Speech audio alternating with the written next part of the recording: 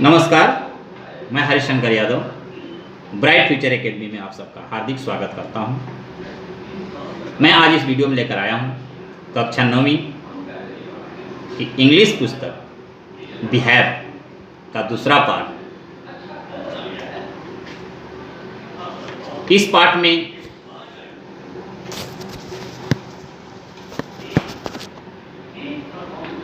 में एक ऐसी लड़की का वर्णन मिला है जिसका नाम है एवलिन ग्लैनी। एवली ग्लैनी एक ऐसी लड़की है जो पूरे देश में अपना नाम कमा लिया। वैसे तो बहुत से विजेता आते हैं, बहुत से लोग अपने अपने तरीके से नाम कमाते हैं, लेकिन एवलिन ग्लैनी अपना एक अलग ही छाप छोड़ा। पाठ का नाम है the sound of music. The sound of music का first part. Evelyn Glennie listens to sound without hear it. बताइए, एवलिन ग्लैनी ने जो है आवाज को सुनती है बिना सुने, यानी बिना कान के, अर्थात उसके पास कान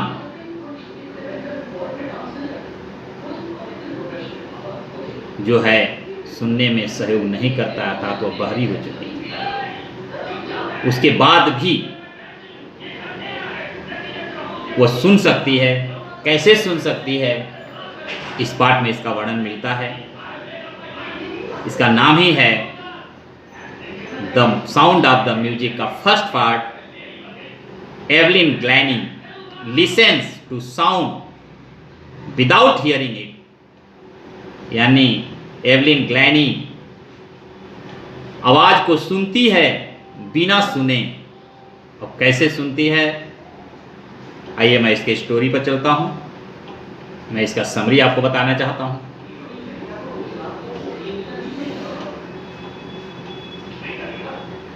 एवलिन ग्लैनी जब वो 8 वर्ष की थी तो वह पियानो बजा रही थी। उसकी माँ ने उसे बुलाया तो वो नहीं सुन पाई। तब उसकी माँ समझ गई कि इसके कान में कुछ न कुछ प्रॉब्लम है। लेकिन एवलिन इस बात को अपने दोस्तों से, शिक्षकों से, सबसे छुपाती रही। इस तरह से धीरे धीरे सुनने की क्षमता जो है कम होता गया। और जैसे ही परीक्षा में अब कम अंक आने लगे तो उनके शिक्षक को पता चला कि इस लड़की के कान में सुनने की प्रॉब्लम्स है, जिसके कारण ये सक्सेस नहीं हो पा रही है। तो वो उसके माता पिता को, उसके माँ को बुलाया और कहा, इस लड़की को आप कहीं स्पेशलिस्ट से दिखाइए, इसके कान में कुछ न कुछ प्रॉब्लम्स है, यानी कान में सुनने की क्षमता इसके पास कम होती जा रही है। एवलिन की माँ को पहले से पता था, लेकिन उतना उन्होंने ध्यान नहीं दिया और वो अपनी छुपाती भी रही। दूसरी कारण इसका छुपाना भी था। इस प्रकार से धीरे धीरे लगातार वो खराब होता गया।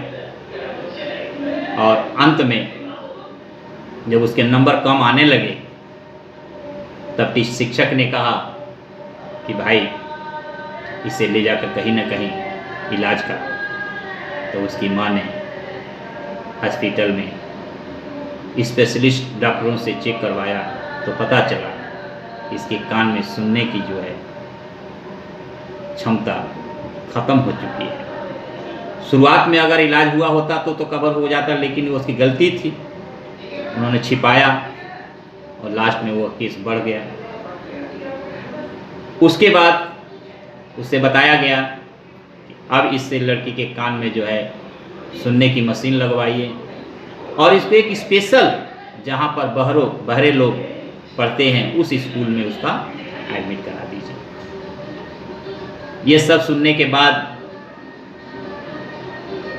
एवलिन काफ़ी दुखी हुई, लेकिन उसके अंदर इतनी क्षमता थी कि उन्होंने अपने आप को बुलंद आवाज लेकर के सोच लिया कि नहीं,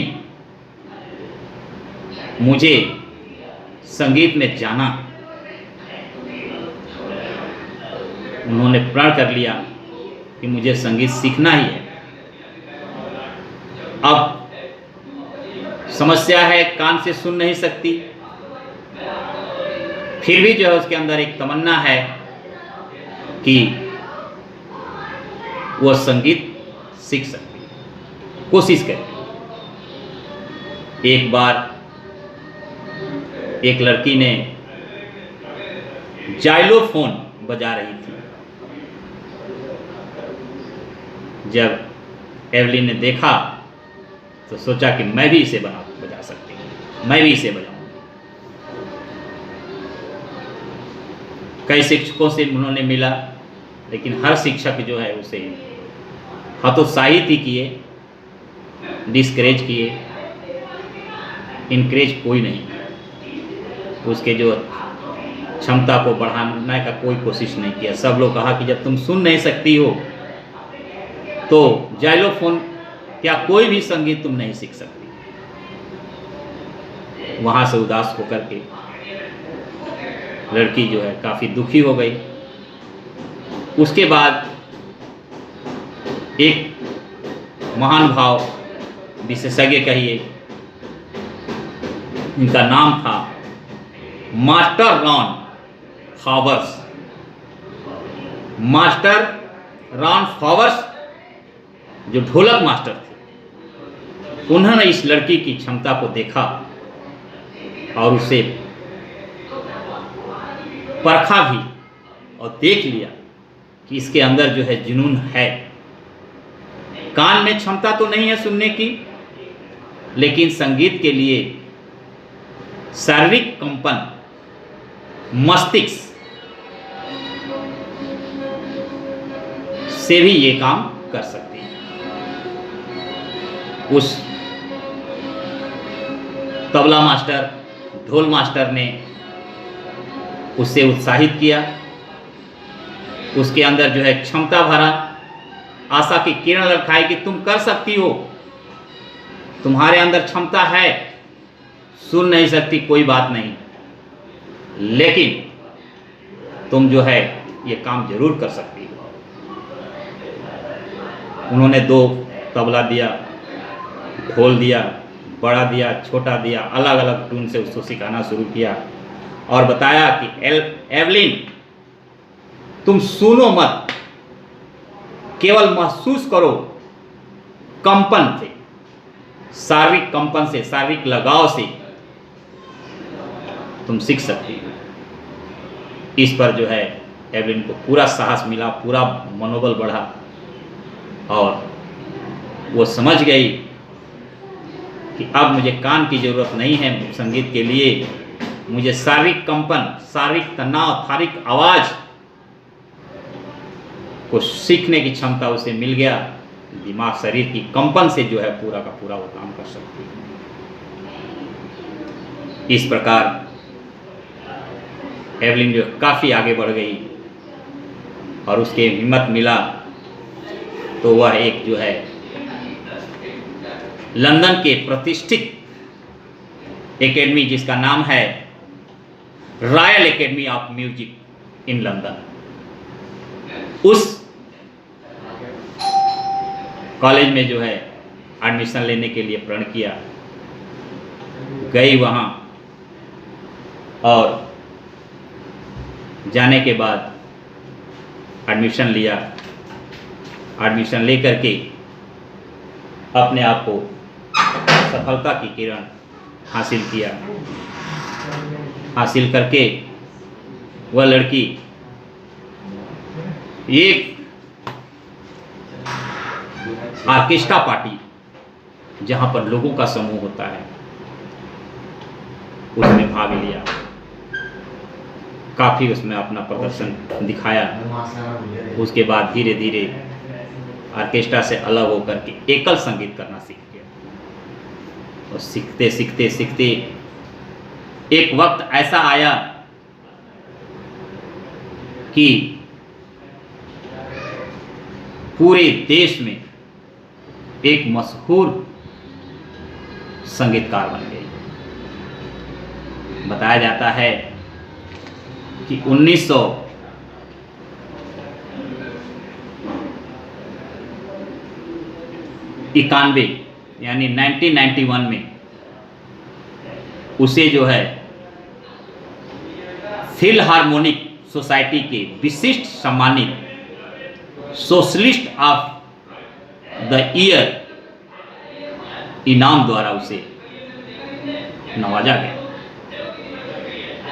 देखिए इसकी हिम्मत, इसकी शक्ति को देख करके लोगों के अंदर इतनी तमन्ना आ जाती है कि जब एक कान से बहरी लड़की इतनी बड़ा कदम उठा सकती है और सीख सकती है, तो फिर हम लोग क्यों नहीं कर सकते। एल्विन कहती है कि श्रवण शक्ति यानी सुनने की क्षमता ना हो तो क्या है, शरीर के अंदर जुनून तो है। ईश्वर सब कुछ छीन लेता है, लेकिन उसके अंदर एक क्षमता जरूर देता है, एक असाधारण गुण जरूर प्रदान करता है, एक्स्ट्रा ऑर्डिनरी टैलेंट उसके अंदर भर देता है। उसी के बल पर वो अपना कदम उठा सकता है।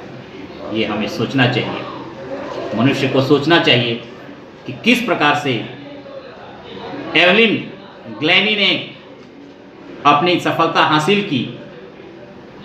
तो हमारे पास तो सब कुछ है, ईश्वर ने तो हमें सब कुछ दे रखा है।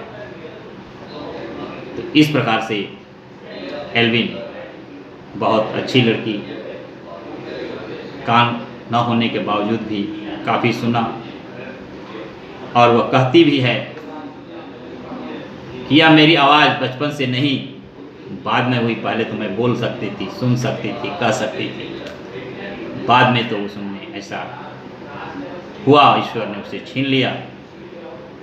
जहाँ तक कि संगीत की बात है, वह कहती है यह मेरे शरीर के अंग अंग में बहता है।